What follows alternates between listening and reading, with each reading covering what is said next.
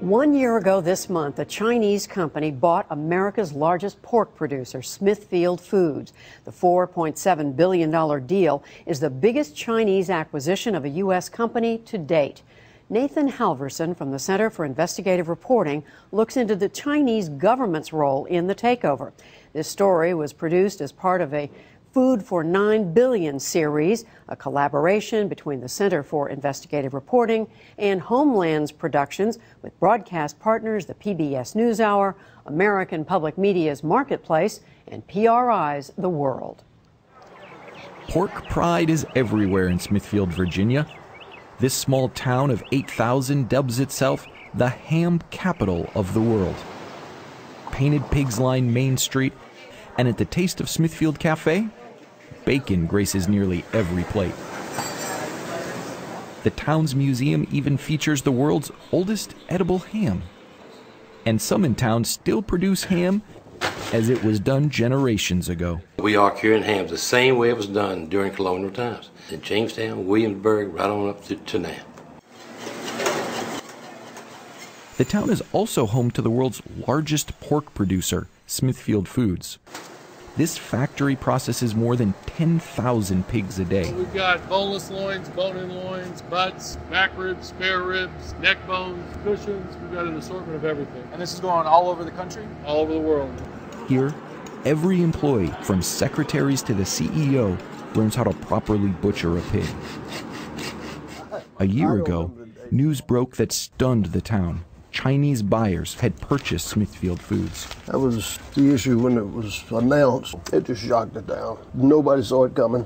Another foreign deal causing chatter, if not national security concerns. Smithfield agreeing to be acquired by China's Shuangwei International for $34. Chinese company today offering nearly $5 billion. It would be the largest Chinese takeover of any American company. Questions are being raised about why China wants our pigs. The takeover raised concerns the Chinese government was a hidden player in the deal. Some members of Congress wondered why Shuangwei Group would pay more than Smithfield's market value.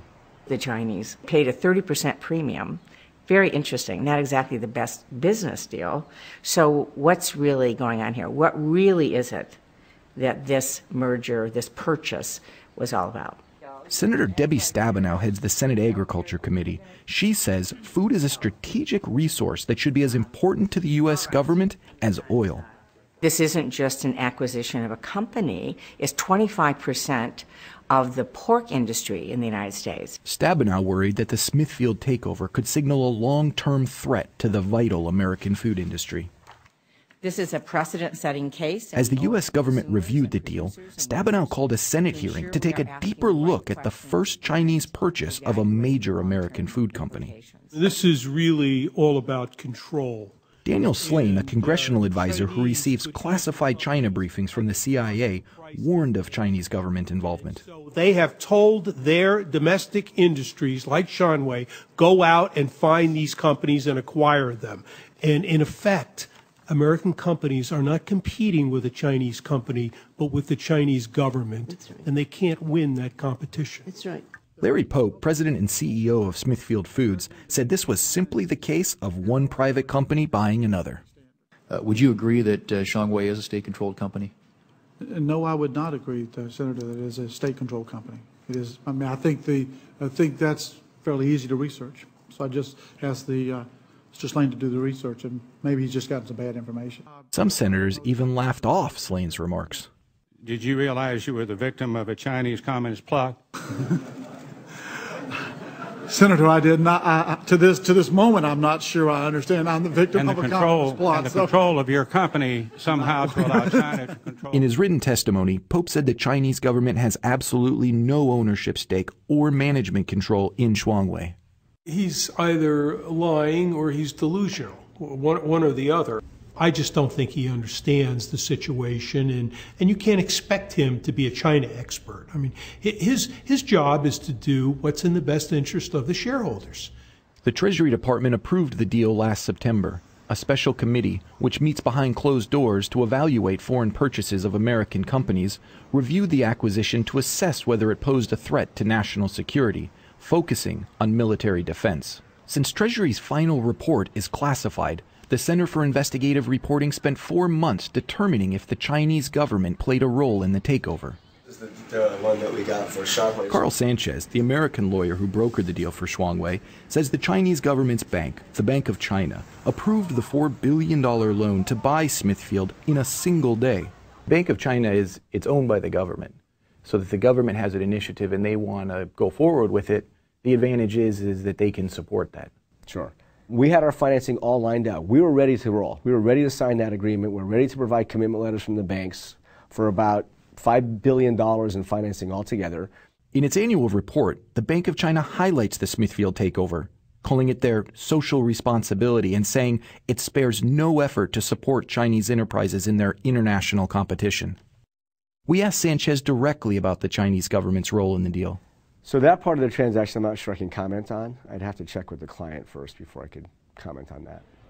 So to find out more, we went to China, where a rapidly growing middle class is eating more meat every year, pushing the country's pork production to the limit. At factories like Shuangwei's, the government has established massive pork reserves, akin to oil reserves in the U.S., to store millions of pounds of frozen meat. In 2011, the government issued a 5-year plan directing food companies such as Shuangwei to obtain more meat for their production lines by purchasing overseas businesses.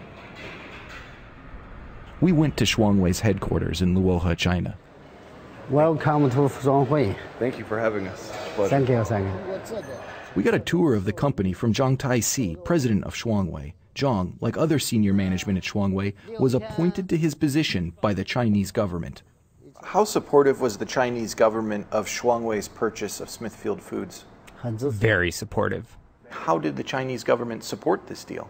The Chinese government has been supporting us with preferential policy as well as investment. For instance, the Bank of China has shown great support, both financially and politically.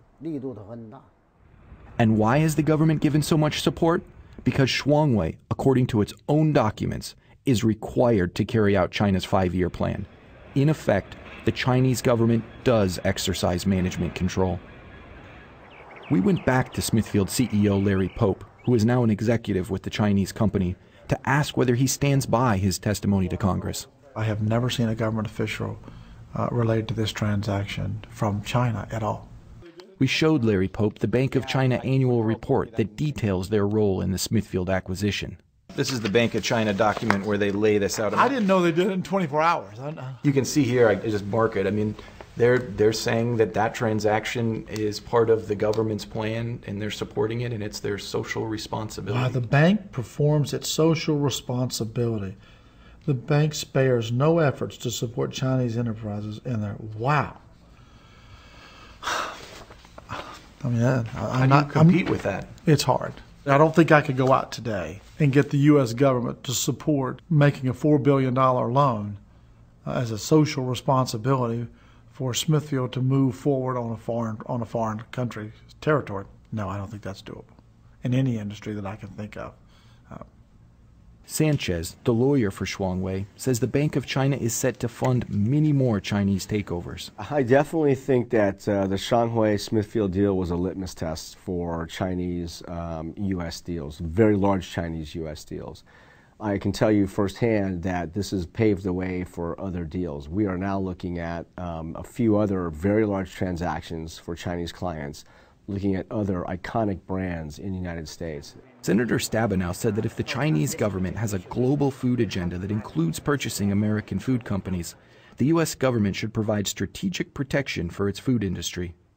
Food security is national security, and I can't imagine that the American people will feel comfortable if they wake up someday and find that half of our food processors are owned by China. And I think there's some very, very tough questions that need to be answered. Stabenow is now drafting legislation that would require the Treasury Department to take a much harder look at foreign takeovers of American food companies. And one footnote, the Chinese company Shuangwei in the story has officially changed its overall name to WH Group, but it still retains the name and use of Smithfield Foods for that brand of product since the deal was completed. Tomorrow on PBS NewsHour Weekend, we look at what the Smithfield deal reveals about China's plan to modernize its food system and to feed its people.